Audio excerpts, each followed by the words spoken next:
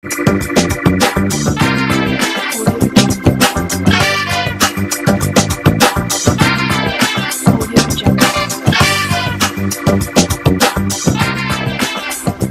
to another edition of Talk with Confidence. This is where we have inspirational conversations with inspirational people. Today I've got a very special guest. He's a friend of mine. He's a radio personality, TV personality. He's also a marketer. Without any further ado, let me introduce Mr. Sia Leita. Welcome. Good morning, bro. How are you, man? Are you well? Hey, man. Yeah. Good. How does it feel to be on the other side? I know. You're usually this side. I know. We were saying that just before this. Yeah, man. It's slightly on the weird side to ask questions, and me and you do this every Wednesday. Every Wednesday, exactly. And yeah, good to be on your show. Thank you, man. Thank you for showing up.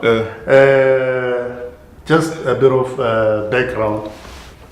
Sia and I, he started his show on the 1st of October, 2014. I think so. Yeah, if my dates are correct. Then you're the one who's good with dates in this relationship. Yeah, man. And I started on your show with the Confidence Booster. Yeah. Same day. Yeah. I actually gave you that name. You did. Yeah. Credits. Thanks. Yeah. On record. We've got it on record Yes. now. Sia Leita came up with the name Confidence, which was genius, by the way. Of course. It made sense. It made sense. Awesome, man. So you're into radio. Yeah. You're in TV. Yeah. You're also a marketer. Yeah. I want to start with radio. Yeah. You get to speak to about 100, I think it's over 100,000 people. 100,000. Over 100,000. Each and every morning, 100,000 people get to hear your voice. How does that feel? Yeah, man, it's, when it's something you've always wanted and it's actually happening, it's an amazing feeling. You can't compare it to anything. Yeah. Obviously, once you start talking to 100,000 people, you want to talk to 500,000. Exactly. You want to talk to 1 million. Yeah. You want to talk to 5 million. You want to talk to 7 million people. Yeah. So I think that's ideally what I would want to do is to grow, and it's something I love. I do it passionately. I do it without even thinking. Yeah. I wake up at 4:30 every morning To do it. Yes. And it's worth it. It's too worth it. Yeah.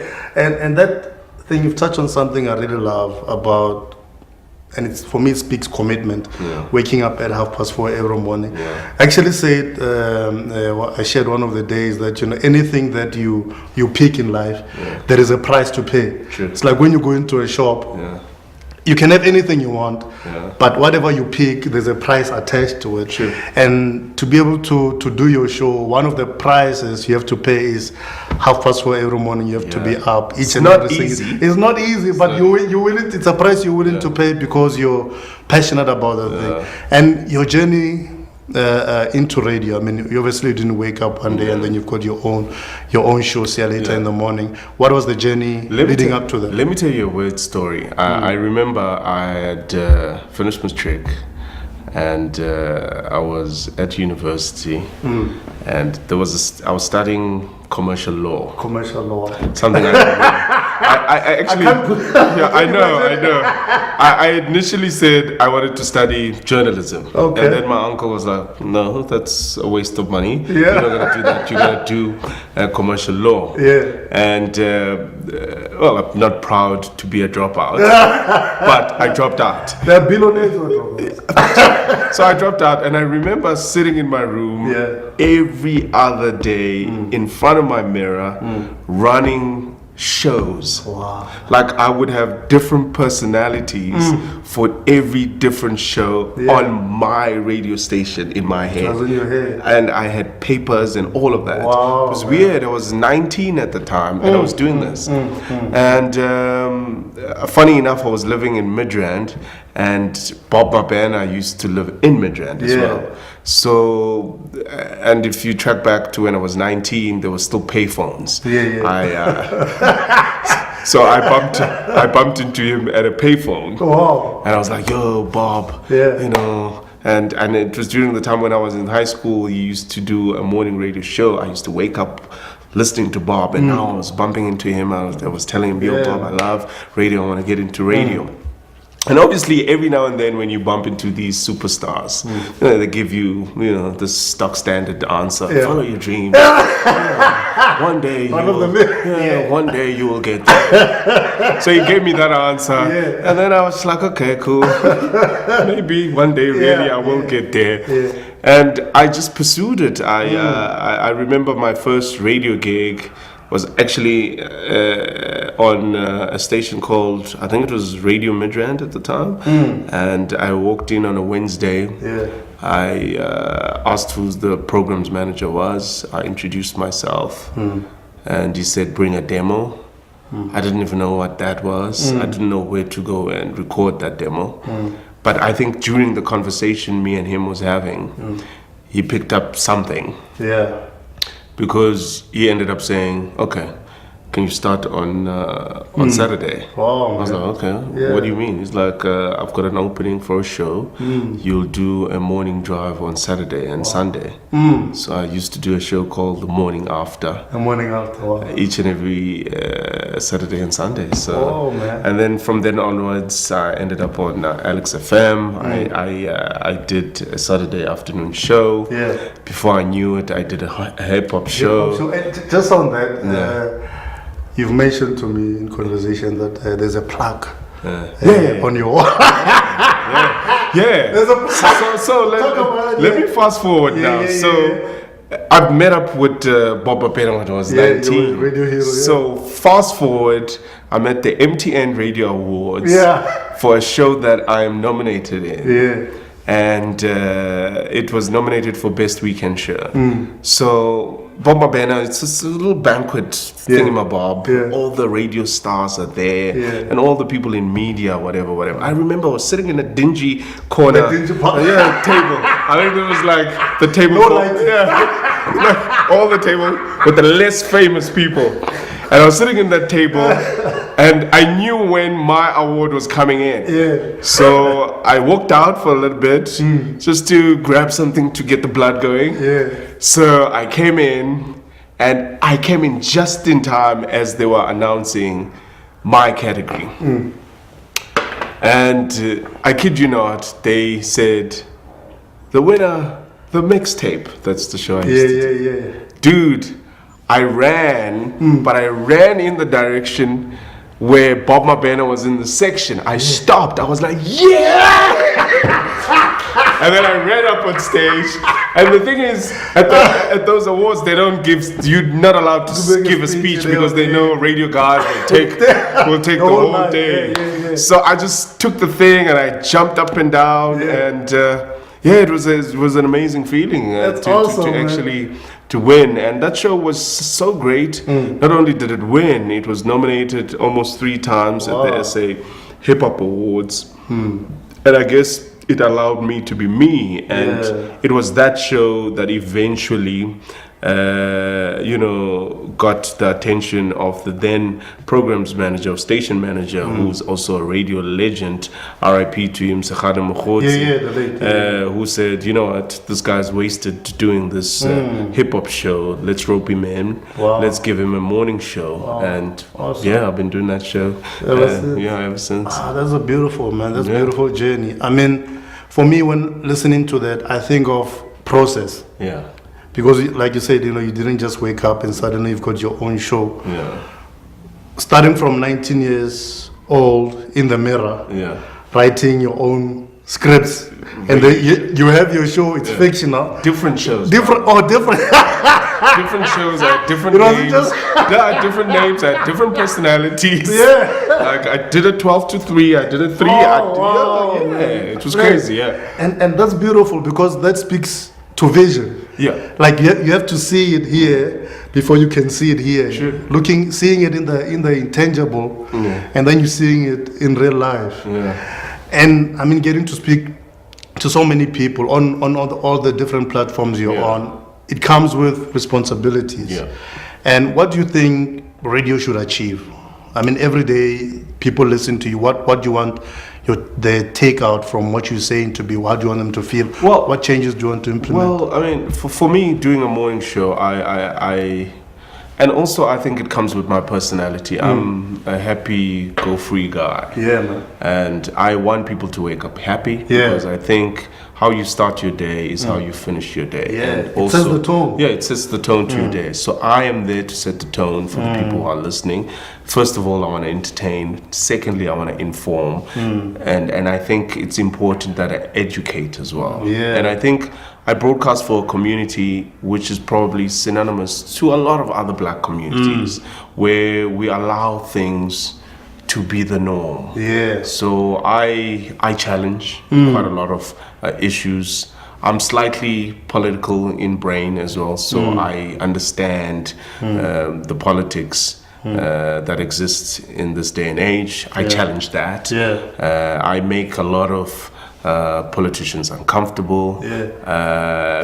Just on that, who are some of the most memorable politicians that you've had? I know you've had quite about everybody's on. For example, I mean, Herman Mashaba is on my WhatsApp. Is it? Oh. He sent me a WhatsApp just the other day. He sent me a WhatsApp, and I was boasting. I was sitting with friends. I was like, the mayor just I just got a WhatsApp from the mayor.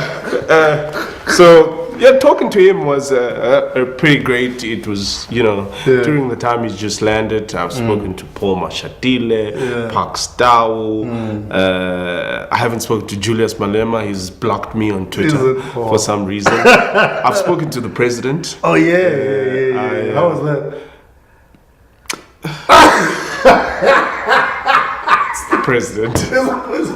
Yeah, we joked and we ended up talking about Casper Nyovest. Wow. It was his birthday, so it was less formal. Oh, okay. I've spoken to him and many, I guess, other superstars as well. Yeah, but none that I can think of right now. And in terms of, you spoke about Bob Mabena. Yeah. He was one of your, still probably is one of your heroes in there. Is. Do you have other people that you look up to in the media space? People who inspire you? Well, to be honest with you, I think as I walked in, I said good morning to Ndate Billy Silegani. Yes. And I think when you are in radio, it's almost mandatory to listen to other guys because you pick up other styles, you pick up ways to run interviews, you pick up ways to run links, you pick up ways to close links. And, I listened to a lot of Just Ice. That's where I picked him up. I listened to Fat Joe.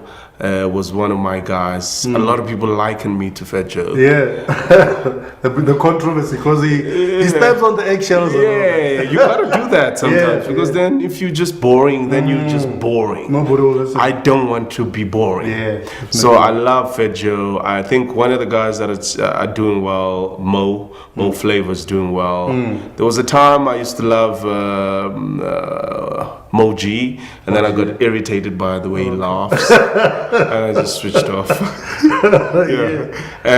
But there's some other great talent that's out there. But I think one of the standout right now is definitely Mo Flavor for me. Oh, wonderful! Awesome.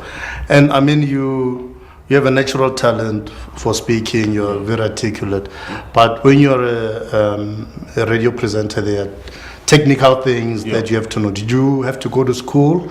Were you self-taught? Did you learn on the job? Well, like I told you, my first radio job was I came to speak to somebody on a Wednesday and they told me I'm starting on Saturday. No training, no training whatsoever. Deep end stuff. I think he was there that Saturday and he said, okay, when you want to talk, you press here. And when you want to go to a break, you press here. When you want to go to ads, you press there. And the Sunday he didn't come. Pressing so I was like, button for ads. I was like, okay, I'm pressing this button. And the thing is about radio, there's something called dead air. Yeah. It's something you always have to avoid. So I had a couple of dead airs on that time. But then I think you learn, man. It's like, it's like riding a bicycle, you're never gonna ride a bicycle until you ride the bicycle. You fell a couple of times. Exactly. So I fell. You fell a few times. Was he bruising you? Awesome. Going from radio into TV. Oh yeah. So you've got you co-host a show, provocative show called BackChat. BackChat, Youth challenging everything, and Yeah. it's quite cool that you're mentioning that you're somebody who likes to challenge. Yeah. So that show is really in tune with your personality. Yeah. How did that opportunity come about? Dude, very weird. Okay. You know, I always tell people, I even tell my co-host this, that there's always somebody listening. So you always got to do whatever it is that you're doing Yeah. Bring your A game. all the time. Yeah. So, and I think it's that. So, once upon a time, we are doing it was during the election time in August, I remember that, or just prior or leading up to that. So, Radio 702 struck a deal with Alex FM that Radio 702 is going to broadcast at the same facilities as us. And John Robbie, John Robbie comes on. I remember that. So John Robbie is on other studio. I'm on the other studio. We both broadcasting. Well, 6 to 9. That's our time slots. So as part of, I'm not sure whether it was part of the deal. And I remember walking in to his studio, and he thought I was nobody. So like he thought I was just a random stranger. Yeah. And then until the producer told him, no, that's That's the Sia co-host. Sia who does the show on the other side. Yeah. Oh, then he was interested, so he came. I gave him a 5-minute interview, and then in exchange he said, I'm gonna close off the show with you. And then he did that. He closed off the show with me. And I think the executive producer of Current Affairs on eNCA was listening. So I guess she liked what she heard. Yeah. Thank God for the great voice. And she gave me a call. She didn't call me, she called the station. And luckily enough, as she was calling the station, because I always tell the station, don't give up my numbers, because, you know, you don't want you don't want groupie love. stalkers. Yeah. So luckily at the time she was calling, my co-host Lelo was somewhere in the front desk. She heard That, you know, somebody, they're looking for Sia or whatever. And I think she ended up, you know, talking on the phone, and this lady told her, no, I'm so-and-so from eNCA, I'm looking for Sia. And then she gave out my number. And then this lady calls me, hi, I'm Debbie Maya from eNCA. I want us to meet. Okay. I'm just thinking something random. I go and I meet her. And then she tells me, we've got a show that we are putting together. We would love you to do a screen test. So I'm like, okay, I've never done TV before. Like never. And you know, I grew up with insecurities of being dark. And I'm thinking, damn, I'm going to look ugly on TV. How am I going to do this? Am I fat? You know, TV makes you fat. Oh, my cheeks. Oh, my hairline starts. You know, like all these types of insecurities. My eyes are small. Like all these insecurities. Oh, black Twitter. Because now you're gonna be I'm gonna expose myself. Usually in radio, I'm just the guy with the voice. And I really don't care what the next person thinks. So I do the screen test amongst other people that are there, and you know what? I had a feeling that I had it was when I was just being myself. That's the thing. You know, there were other people, because as we were doing these screen tests, you know, I was sitting here, the other guys doing these screen tests, and I could feel that the other guy was not being himself. They're putting on what they think what the channel wanted. So I was like, you know, to hell with this thing. I don't really even want it anyway. I'm just going to come in here and have fun. I'm going to be myself. I did that. And I believe they were sitting, or the other producers were sitting in the back room, or whatever they call a control room. And, you know, every now and then they were like, because I could hear them in my ear. That was good. Keep doing that. They were connected. And then a month went by, and then they called me, said, you got the job. Wonderful, man. I immediately started crying. I'm not gonna kid you not. Wow, man. I called my wife. I continued to cry. Just telling you the story now is bringing tears to my eyes too. That's amazing. Because I couldn't believe it. I'm just a guy from PE. Yeah, man. I'm on TV. Yeah. Yeah, and Every week. every week, it's actually happening today. It's happening today.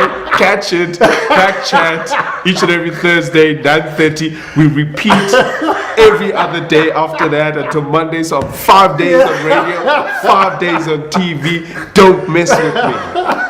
Yeah. Wonderful, man. Yeah. And the transition from radio to TV, because like you said, TV is more, radio, it's very in sync with your personality. Yeah. You can be loud, you can, there's no script. You've got guidelines, Yeah, but I've got guidelines. there's no script. Yeah. Whereas on TV, it's a bit stricter. The playing, the boundaries are a bit, closer together. There's not as much freedom. How did you go from radio? What was the transition like, going from radio to TV and still wanting to maintain your identity, your personality, everything? Was there some rough patches, rough edges, potholes that you had to go through? Well, hey, dude, definitely. I think one of the biggest potholes I hit was reading a script of autocue. Yeah. Like you say, radio, I've got guidelines. I know that I have to fit in my link I'm watching the clock continuously. I know I have to ad lib.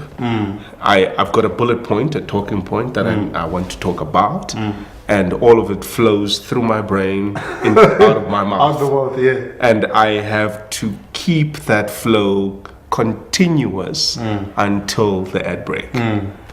So now TV, script, and read on cue. So, what? Limited. Yeah, and it then forced me to say, okay, Sia, you understand that this is a challenge. Work on the challenge. And some of the things that I'm fortunate to have is that my wife is a newsreader. So she has a lot of news reading scripts in the house. So every other Sunday, what we would do, we'd read openly to each other. So read aloud and read the scripts. So she'd read the news, I'll read the news. That gave me the confidence to say, because the thing is to read something without having read it before and still read it perfectly. Naturally. And bring out the octaves and make sure you're projecting. Exactly. So those are the things I kid you not, I sucked at it, but I'm getting better because I'm putting in the 1,000 hours. And I'm putting in refining the hours. I'm refining it, and I want to get better at it. And You're doing a great job, man. I could do better. But that's an awesome principle, because like the audience may be watching and say, Flip, this guy is a natural at this. They don't know how nervous you are. They don't know how you're struggling. But you know that, okay, I fluffed here, I fluffed there, and next time I have to refine it. I have to sharpen the X so that I'm a lot more effective. I love that sharpening the X thing. I heard it from you, I remember. Oh wait, you touched on something I love, man. Family. So your wife, and you've got 2 boys, no? Yes, I do. Can you talk about the family situation a little bit? From what you've said about your wife, she seems like, or sounds like, a very supportive person. And dude, I remember I met my wife. I was 22 years old. Okay. And obviously at the peak of my hotness. You had dreadlocks. I had dreadlocks. Yeah. And I used to work at a clothing store. I was funky. I had girls really basically I could pick. But I think, because sometimes when you're in leadership positions, you understand what that comes with. And I was fortunate enough to pick it up at a young age, because I was 22 years old. I was the manager of a store, very busy store, Levi's store to be exact. And I saw what the perks of leadership came with, and it was important for me to just take a step back and tell myself, relax, calm down, don't be numbed or blinded by the euphoria that comes with your position. So with that, I needed some stability in my life, because there was weekends, you know, when I was telling a friend of mine that I was buying a t-shirt every day because I was sleeping somewhere else every day. It was party, this, that. So I knew this life would lead me into no man's land. I had to make a decision, and I did that. And funny enough, my wife, I met her at the store. She came in. She was beautiful. Man. I was like, yeah. Telling everybody, And dude, I kid you not, in about 3 months we started living together. Wow. And ever since we've been together. Awesome, man. So How old are the kids? the kids, we've got 2 amazing kids. My firstborn is 9 years old. My secondborn is 6 years old. Wow. Highly entertaining guys. Yeah, man. Well, they get it from. Headaches to be around.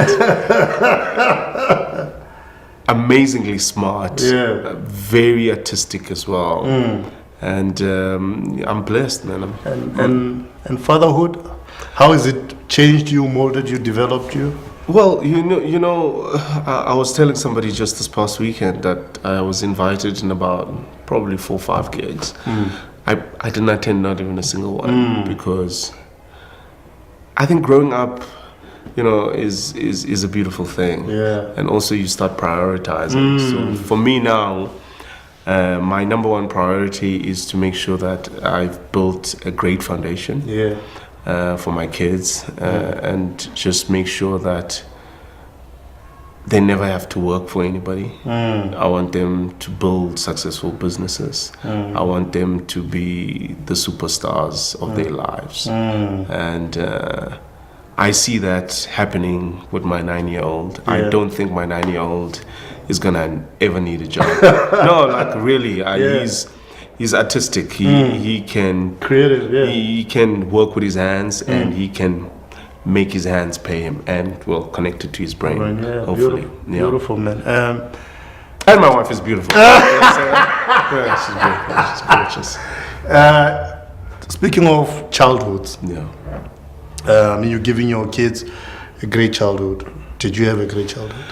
Hey, dude, you know that's it's a touchy one for me, because a lot of people don't know that at my age I've never met my father. I talked to him on the phone. I remember just 2 weeks ago, I was sick. There was a week that I couldn't come out. I had a chesty cough.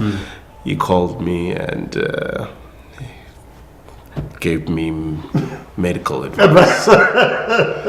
But I've never met the dude. I've never been in the same room with him. And my mom, not the greatest of relationships, and I think a lot of that stems from whatever seed my father would have planted in her life. And I've always lived with my aunts. My aunts have taken the role of being my mother, and I love them all to bits. So but you know, I had a great family, you know, with my aunts, you know, my cousins were always my brother. I have a younger brother, you know, from a different father with my mother. I can't fault my upbringing. I mean, it's led you to the success you have today. My mother contributed. She made sure I went to a good school and etc. etc. But there was that disconnect from you know, what you see on TV as the great mother and son relationship. But it's probably something before I kick the bucket or she does, we'd have to mend and make sure that you know, There's peace. Peace is a strong word. It's like we are in Rwanda. But that, just that What you mean, relationship, just to find, good moments. No? Yeah. And Sia, I mean, you getting to talk to over 100,000 people, millions via the TV platform. You're an influencer in society. No, you are. Hey, Tara. You're an influencer, and when you're in a position of leadership, like you were saying, it does come with responsibilities. And when people, especially now with the millions that you now listening to you via the TV platform, what do you want to be remembered for? What do you want your legacy to be? Oh, wow. I don't think I've built enough for me to answer that question. Okay. I'm still in the building phase, but I have an idea of how I want to live my life. As much as I'm in the spotlight, I want to lead a very private life. I want to live a very successful life.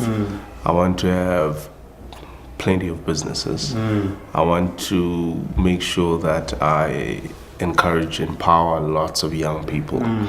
I think as I progress, that legacy will start building itself. Yeah. And I want to make sure that my work do the talking for me. Yeah. And I just continue to build and build and build and better myself. Because I believe that I'm constantly trying to be better, whether I'm on radio, whether I'm on TV. Even in my personal life, I just want to be better all the time. In every respect. Yeah. Sia, inspirational, man. Thanks, It bro. felt so short. I know.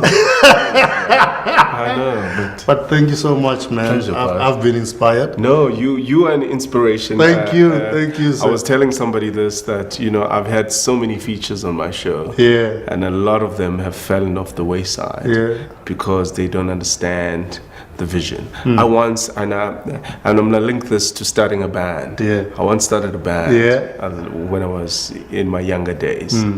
And, the lead singer who starts the band with just the people in the background who just play drums and instruments and stuff like that are not as invested, those people are not as invested in the vision as the guy who starts the band. And sometimes it's important to start a band with people with the same vision. Yeah, man. And what I've seen in you is that you have a vision to progress. Yeah, man. And that is something to inspire me, because when I'm saying I've had so many people just fall off the wayside, I think, this is Alex FM, it's not going to take me anywhere.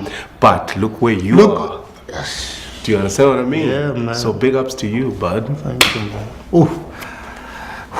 That was inspirational. I'm inspired. I know you've been inspired. Just before we close here, you did mention quite a couple of links to the show, but I'm going to give you this platform.